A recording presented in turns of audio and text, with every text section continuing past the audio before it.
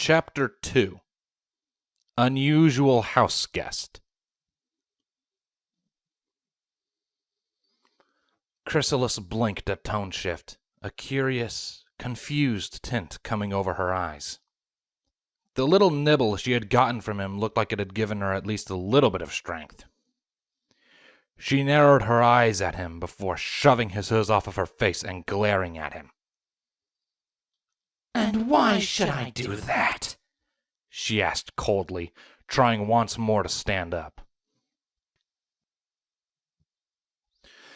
Tone Shift took a step back to make some room for her, a stern look coming over his face. "Because if any pony else sees you, there will be a riot, complete with pitchforks and torches faster than you would think possible." Chrysalis snorted as she finally, albeit wobbly, got to her hooves. "Well, then I suggest you turn around and go home before any pony else gets suspicious and comes looking for you." She turned to start walking away, though it was still perfectly clear to Tone Shift that she wouldn't last more than the night with what she had gotten from him. "There's also the fact that you'll starve out here," he said bluntly, giving Chrysalis pause. She turned her glare back to him, a scowl coming over her face. "And what's to keep me from pinning you down and draining you dry?" she snarled, making her fangs quite visible. Tone Shift had to admit that she was intimidating, taking a nervous step back and ready to bolt at a moment's notice if she lunged for him. "We're too close to Ponyville, and I think you should know I'm a bit of a screamer." He gave her a smirk, though it quickly faded as Chrysalis gave an angry hiss, baring her fangs threateningly. "Then I'll just go for the throat!" she snapped before lunging at him. Tone Shift acted on reflex, stepping back and throwing his forelegs up to catch her before she reached him. She impacted against his legs, snarling, snapping, and hissing at him, her body weight and the force of her lunge causing him to topple backwards. The two struggled against each other for several moments, grunting with effort. But in her still very weakened state, Chrysalis lost her strength before she could get in any decent hits. Noting this, Tone Shift pushed back and then rolled them over, pinning Chrysalis down beneath him, one hoof just under her horn, another on her chest to minimize resistance. "Thanks Celestia for Earth Pony strength," he thought. Chrysalis had frozen under him, his hoof under her horn giving a push to make it quite clear he was not against the idea of striking if he had to. "That is enough," he snarled at her, having her full attention now.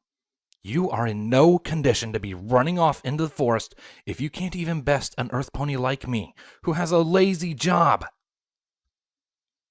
Chrysalis growled at him, but said nothing in rebuttal. After several moments, Tone Shift slowly removed himself from Chrysalis, making sure she wasn't going to try anything else before backing up fully. She pulled herself to her hooves, slumping against a tree and taking a few deep breaths. Tone Shift gestured at her.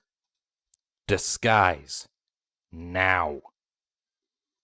She spat at the ground, but otherwise complied, a swirl of green fire providing the disguise she had been using before. Tone Shift winced at the sight, as the change was so abrupt.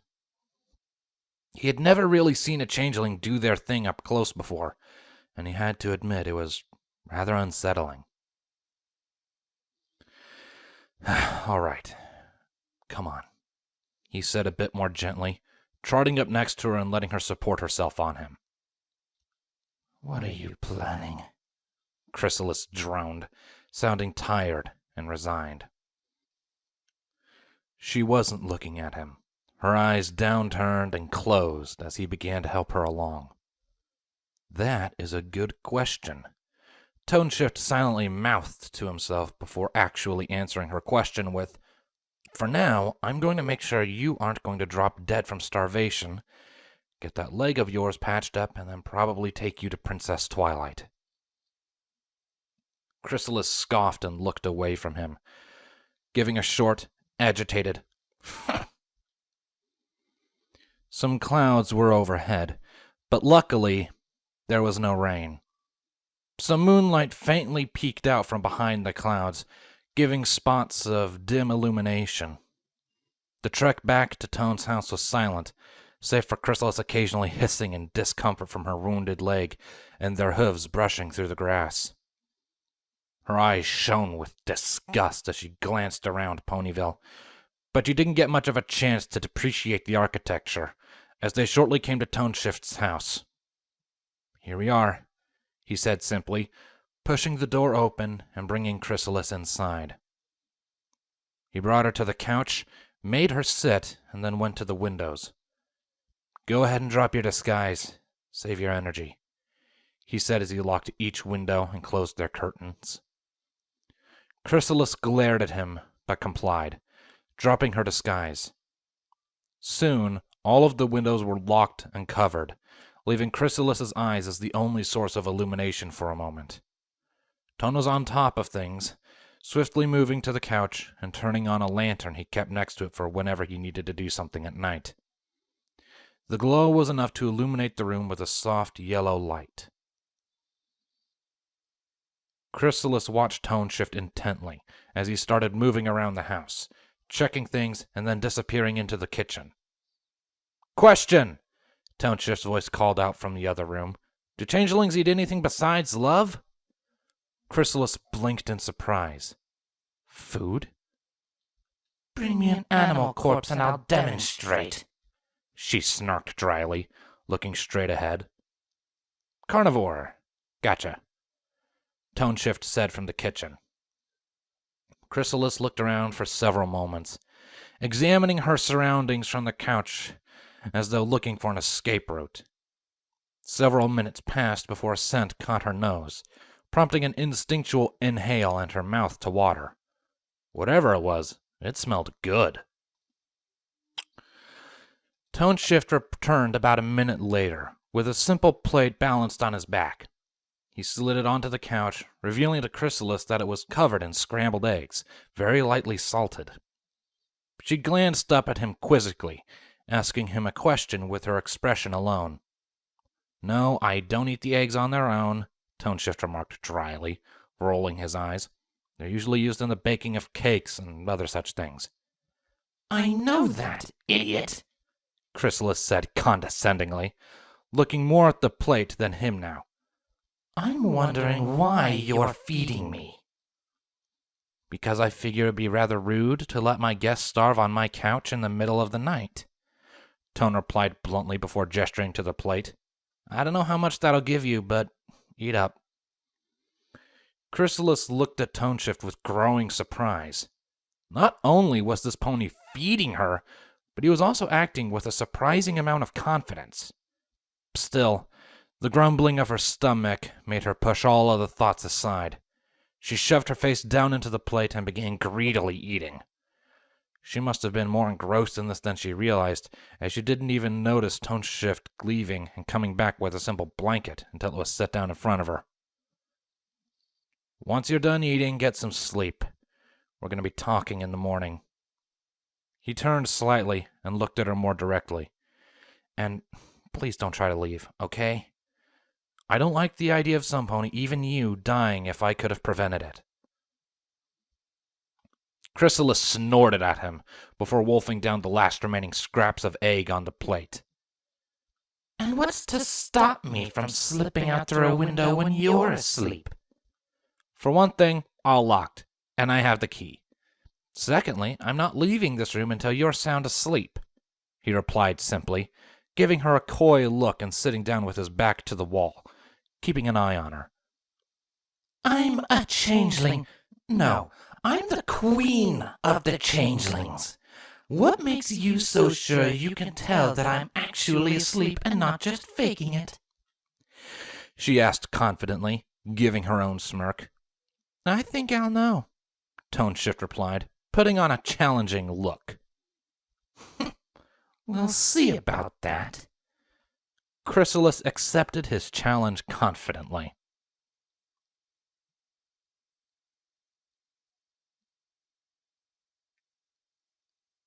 Chrysalis let out a content snore upon the couch, well and truly fast asleep.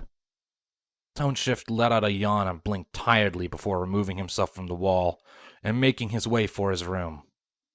He had to give her credit. She stayed awake longer than he would have guessed she could have.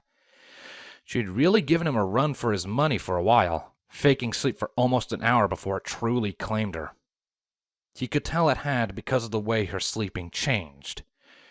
She went from simple deep breaths to surprisingly loud snores. Plus, she started shifting around, tossing, turning, and mumbling to herself. Toneshift had spent a good 30 minutes making sure she was really asleep before now.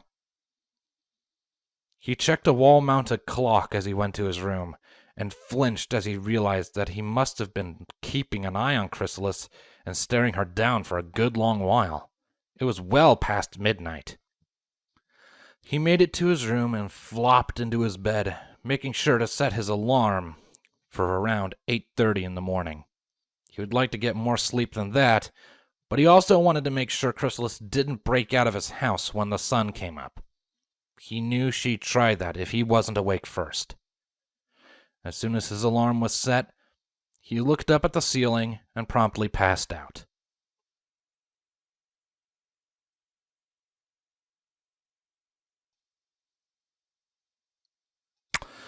Chrysalis's face scrunched up as the curtains were pulled back just enough to let in some sunlight.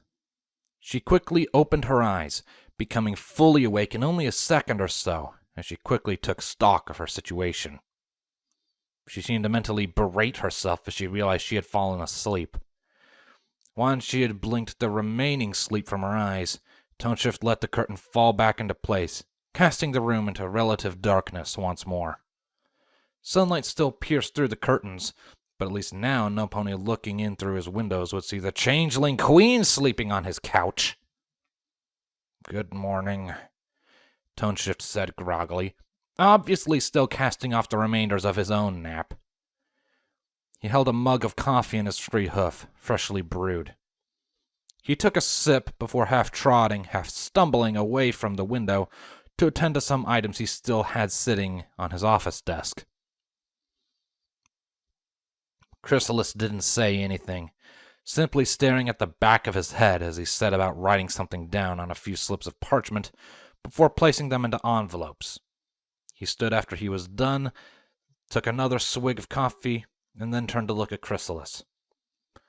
"All right, time for that talk I mentioned. I have questions for you." Is that so? Chrysalis grumbled dryly, tilting her head back to look at something else. "Yes. First of all, how much does physical food affect a changeling? I know you primarily survive on love and all that, but I'm not about to go giving up mine willy-nilly," he asked, stepping forward slightly and taking on a more relaxed posture. Chrysalis looked at him with an almost curious gaze now. She decided to humor him, leaning back slightly and adopting a neutral expression. For changelings, physical food doesn't have much taste, and doesn't feed us nearly as much as love does. That plate of eggs you gave me was less even than the snack I absorbed from you passively. And that wasn't even that much, Toneshift inferred, earning a nod from Chrysalis. Correct, she said simply, before falling silent, waiting for Toneshift to say something else. He rubbed the back of his head a bit before groaning tiredly to himself. Aren't you going to say something? I would have thought you had more than one question, Chrysalis said tauntingly, earning a look from Tone. Quiet you, he said before downing the last of his coffee. Setting the mug down on the coffee table, he circled around and looked at Chrysalis's wounded foreleg. She recoiled at his sudden proximity, baring her fangs threateningly, on instinct as he picked it up to look at it. The puncture marks were closed up, but it was still pretty swollen, and looked rather painful still. What bit you? Begging your pardon? You had puncture marks on your foreleg last night, and the location said to me that you had been bit. What bit you? He explained, looking it over a bit more thoroughly, finding the scabs on the side of her foreleg to be only slightly brighter than the rest of her body. Why? Chrysalis asked seriously, earning a glance from Tone Shift. Well, if it was venomous, it could still pose an issue, he replied, mentally berating himself for forgetting to check on that the previous night. I meant, why do you care? Chrysalis snapped, sounding irritated. Tone Shift quickly retreated at her voice, ready to leap to the side if she tried to lunge again. She glared at him with a mixture of anger and confusion. What in Equestria makes you even want to see me live? Any other pony would have either left me to die or immediately turned me into the authorities, who would have either imprisoned me or executed me. She went to step off of the couch, hissing in pain as her swollen leg touched down. So why, oh why, are you trying to help me? What could you possibly stand to gain from it? A tense silence filled the room. Tone Shift's eyes had dilated from her proximity, as she now practically had him pinned to the wall, teeth bared and eyes burning with confused anger. She hadn't even noticed how quickly she had approached him, but she didn't back off, narrowing her eyes at him. Answer me! Tone Shift gulped, the only thing separating Chrysalis's fangs from his throat being an awkwardly positioned forehoof. I kinda can't think straight with you this close to me. Don't snark me, answer my question! Chrysalis barked, her horn lighting up and forcing Tone Shift's hoof away, pinning it to the wall and giving her free rein to tear out his jugular, if she so pleased. Because I wanted to repay you, he finally managed to sputter out, causing Chrysalis to back off and let him collapse to the floor. Repay me? Chrysalis asked, looking at him with widened eyes. Yeah, as I understand it, you saved my life, even though I doubt you really needed to, he said carefully, his voice trembling as much as he was as he slowly got to his hoofs. Chrysalis tilted her head at him, backing up and giving him some room. What do you mean, as you understand it? I don't remember the event. I only remember your disguised self, and the ponies on the train told me you brought me back, having patched up some pretty grievous wounds, he said, taking a deep breath to calm himself down a bit more. But here's what I want to know. He turned his eyes to Chrysalis's own, his curiosity starting to shine through. What happened? What was I doing in the woods anyway? Chrysalis blinked and grunted. I kidnapped you and took you into the woods, if you must know, she said, glaring at him, though the way her eyes were shifting away made her almost look embarrassed. Kidnapped me? Tone Shift asked, surprised. Yes, in case you forgot, I was usurped from my own hive. I've been scavenging for food wherever I can these last months. You just happened to be a meal along the way, she said, turning away from him and making her way back to the couch. Tone Shift looked surprised, but then a slight smirk came to his face. Oh, this is gonna go so badly, but I just gotta. He found himself thinking as the words left his mouth before he could catch them. So, let me get this straight. You abducted me from the train, took me into the woods, and then drained me of my love? He said with a certain coyness to his voice that earned a quizzical glance from Chrysalis. That's what I just said, yes, Chrysalis said carefully, eyeing him questioningly. How did I do? He followed up, causing Chrysalis to blink. Excuse me? Well, I mean, how was it? How much food did you get out of me? Did you enjoy it?